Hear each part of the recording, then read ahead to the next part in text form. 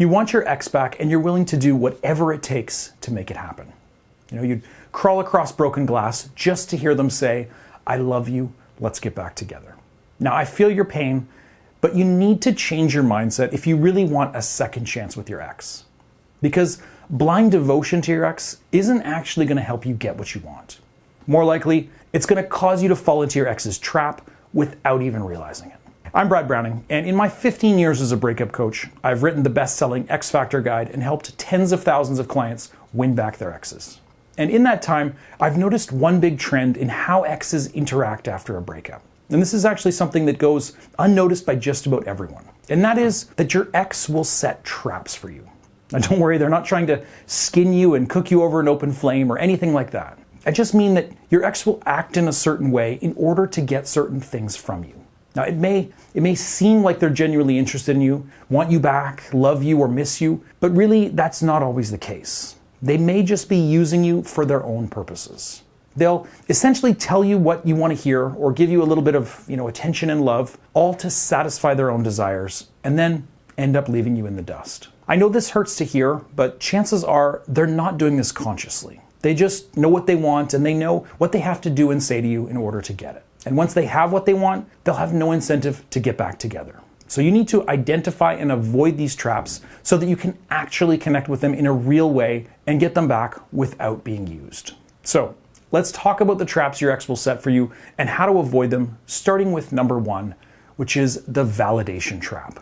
Now this is the most common trap that your ex is going to set. Breakups, they cause us pain and make us feel bad about ourselves. We know this. And obviously, if you were the one who was dumped, you're going to experience the worst of it, but the dumper will also feel like dirt after a breakup. Now, as the dumper, you feel like you're incapable of love, like you just wasted so much time, like you're a failure maybe. And obviously, you don't want to feel this way, so you're going to turn to somebody who always made you feel like you were worthy of love, your ex. So one of the main reasons that your ex will reach out to you during this time, whether or not they're aware of this, is to get a little bit of validation. They're looking for confirmation that they do have value to other people in the world, that they're not a total failure. Now this one can be really hard to spot because your ex isn't going to come out and say, "Hey, I'm feeling really low. Can you say some nice things to me so I feel better?" Obviously they know that you don't owe them that and that it will be hurtful to you. Plus, if you have to ask for a compliment, it's obviously just not the same. So your ex is going to be a bit sneaky. First off, they'll reach out to just test the waters and see if you're actually interested in talking. Just, even getting a response from you is going to give them a dopamine hit because it shows them that you care and that you're willing to talk to them. And then they might actually start to say nice things to you in order to prompt you to do the same. So they might talk about how grateful they are for you, how much they miss you, what specific things you brought to their life that they're going to miss. It's going to feel pretty nice and you're probably going to be tempted to take the bait. You may say, "This is basically just conversation. There's nothing sinister about this." And you're right, but the way that it affects the relationship is the real issue. Because you see, if you give your ex what they're looking for, if you shower them with love and attention, tell them how great they are, how much they miss you, how much you miss them, well, you're just going to push them further away in the long run. Now, I know this doesn't make a lot of sense intuitively, but stay with me here. Because think about it, if you want your ex back, how do you want them to feel? Do you want them to be really happy, really content, and feeling like life is perfect without you around? Well, no, you actually want them to feel bad right now. You want them to be sad and lost without you. The worse they feel, the more they miss you, the more likely it's going to be that they come back. I hate to say it, but that is the truth. So if you show up to save the day and make them feel better, you're improving their mood, which is helping them heal and get over you. You're effectively saying, "Hey, I'm still here, so you don't have to miss me, and I'll help you feel better without you having to change or treat me differently." And this is the same reason that you don't want to fall into the next trap on this list. And that is number two, the friendship trap. Yes, being friends with your ex after a breakup is another major trap that can easily destroy your chances with them. Now, this one can also be hard to spot because sometimes you just slip into this dynamic without even knowing it.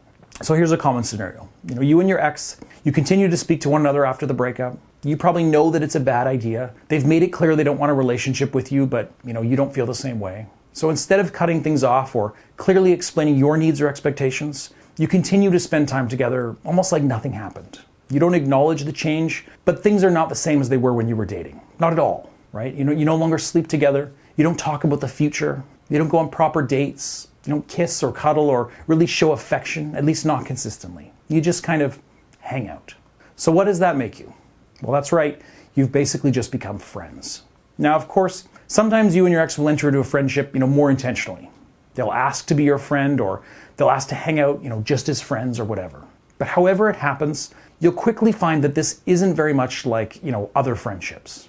Now, you may enjoy one another's company, you may have a little bit of fun, but certain topics of conversation are going to be off limits. Like your dating life, your feelings for one another, the breakup. And unlike other friendships, this one's not going to bring much joy into your life or give you a sense of camaraderie. You might have a good conversation and a few laughs, but then you'll go home alone. You'll actually miss them so much worse the more you see them, because you won't be able to connect with them the way that you really want to.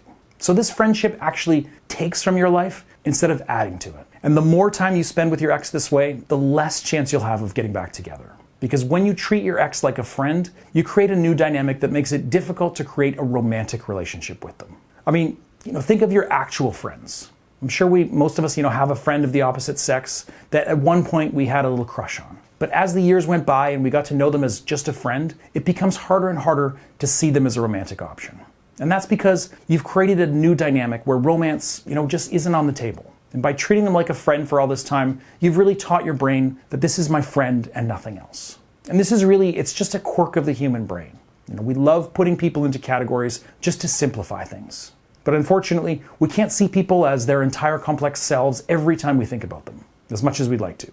So we put them in these little boxes, and once they're in those boxes, it's really hard to get out of them. So the more your ex sees you as a friend, the more they're going to think of you as a friend and nothing else. And you're going to feel the same way too, at least eventually.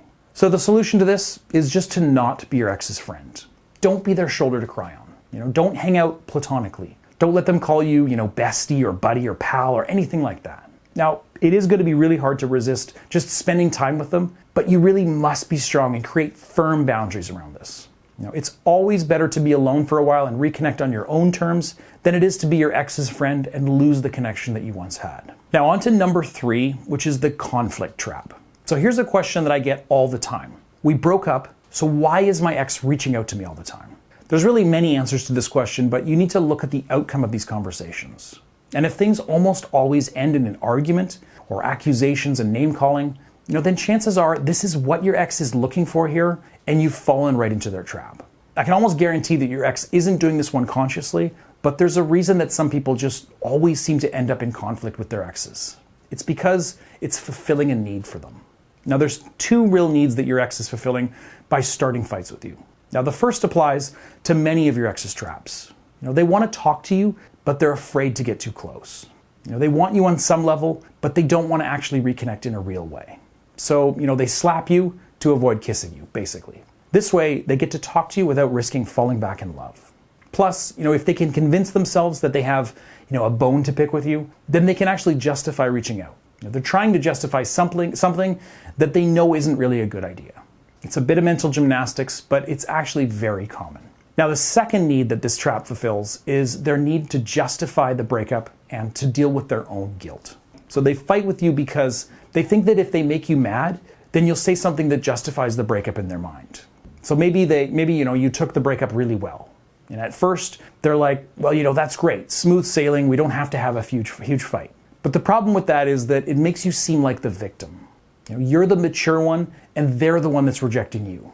So now they feel nothing but guilt for hurting you. They feel like a jerk. If they can get you to call them a bitch or, tell them that you cheated on them or you hate their family or whatever outburst they can get out of you, then they get to feel like the victim, and this makes it much easier for them to move on. But whatever their motivations, you really gain nothing by falling into this trap and getting into a big fight or drama with your ex. So keep your distance from them following the breakup, don't take the bait, and always try to be polite and pleasant. If they get heated, back off and politely step away from the conversation.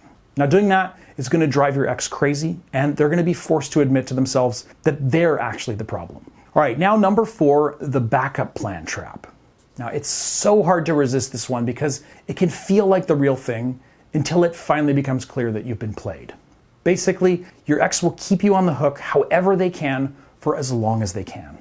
Now their main tactic here will be showing you just enough interest to prevent you from moving on and finding somebody new, but never as much as you'd like. So essentially, they're giving you hope that you could get them back. Not right now, normally, but sometime down the line. And guess what? That time is probably never going to come. So this one is, straight up manipulation, so you probably won't see it unless you know what to look for. So first off, they'll keep validating you, telling you how much they miss you and just generally being kind and loving towards you.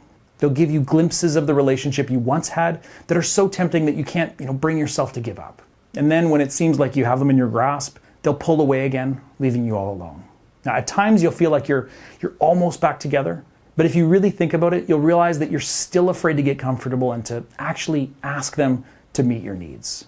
And that's because, they've made it clear that you can't actually rely on them. The relationship will be very intense at times, but also very tenuous. And this allows them to keep you around as a backup plan in case things don't work out for them in the dating world. But if you do fall into this trap, chances are they'll never actually come back to you, no matter how bad their dating life becomes, because they won't have to. You'll be ready to show up and shower them with love, affection, and validation anytime they ask, without them ever having to take you seriously as an option. And, as with the others on this list, the more that they use you like this, the less they're going to respect you, and so the less they're going to be attracted to you. So, to state it obviously, don't let yourself be manipulated in this way. Maintain your boundaries and don't let them get away with any hot and cold treatment. Now, the best way to do this is by showing them that you won't accept their crumbs. Show them you're not as available as they want you to be. Don't pick up the phone. Don't drop everything to spend time with them. Don't treat them like your partner unless they're willing to be your partner. You want them to think that you're out meeting new people, dating, and basically, living your life without them. And if they don't treat you right, pretty soon you'll be out the door. Okay, next up is number 5, the jealousy trap. Now, like many of these traps, your ex is just trying to get some kind of a reaction out of you in order to feel better about themselves. And in this case, they're trying to make you jealous. Now, it's pretty easy to see this one in action, but it is hard to stop your natural reaction.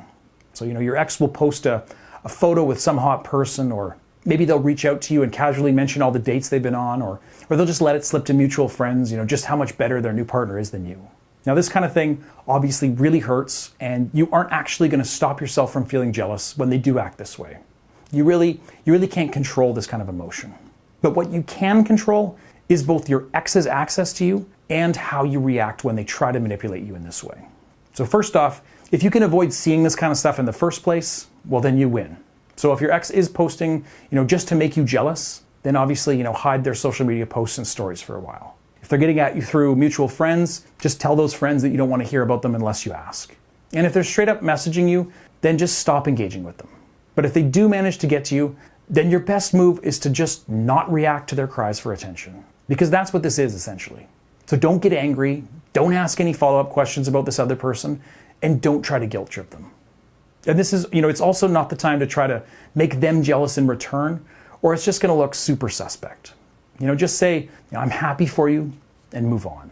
Now, the good news is that if your ex is trying to make you jealous, then they're still very much hooked on you. They wouldn't do this if they didn't still care about you, and it means they most likely want you back, even if they'd never admit it, so take comfort from that. And now that you know how much jealousy can affect you, you can use it against your ex in return. This is actually one of the best strategies if you are trying to get your ex back. If you can turn it around on them, they're going to take notice and miss you even more. Now, if you're wondering about your ex's feelings for you, then why don't you find out? Just go to breakupbrad.com/quiz after the video's over and take my free quiz. It only takes a couple of minutes and it gives you a window into your ex's feelings for you. It's also going to tell you what your chances are with your ex and what you should do next in order to win them back. Again, that's breakupbrad.com/quiz to find the answer. But now let's move on to number 6, which is the sex trap. Now, it is likely, it's often the case that your ex will try to sleep with you following the breakup. Now, this is most common with male exes, but women will do this as well.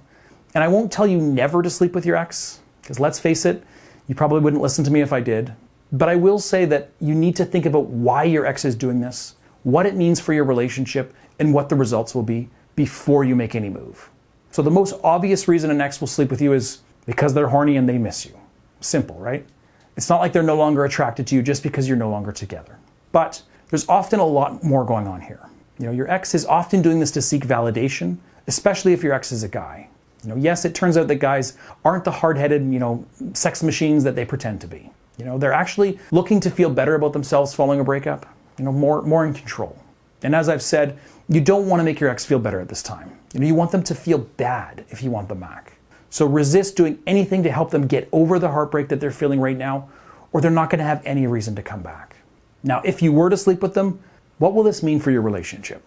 Well, the truth is that sleeping with your ex isn't going to make them fall in love with you all over again, no matter how good in bed you are. Chances are they're going to cuddle for a bit, chat, and then leave, and you won't see them again for quite a while, if ever. So basically, just don't think that your way back into your ex's heart is in their pants. Prepare yourself for the idea that this is just a hookup like any other. And, consider what that means for your own feelings. Are you able to separate sex from love? Are you going to feel like garbage when they kiss you on the cheek, put their clothes back on, and leave like nothing ever happened? I obviously don't have the answer to this. Sometimes sleeping with an ex is worth the trade-off, sometimes it's not. Now, there are some potential benefits here. Sex can be really bonding for certain people. It can also calm your nerves and break the ice so that you're better able to connect. Just, don't make this a regular thing, because being your ex's booty call isn't much better than being in their friend zone, to be honest.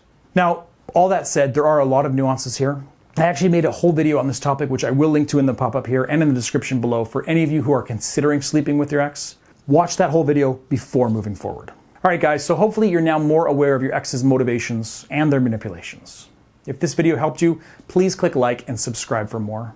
And if you have any questions, leave them in the comments below and I'll be happy to get back to you.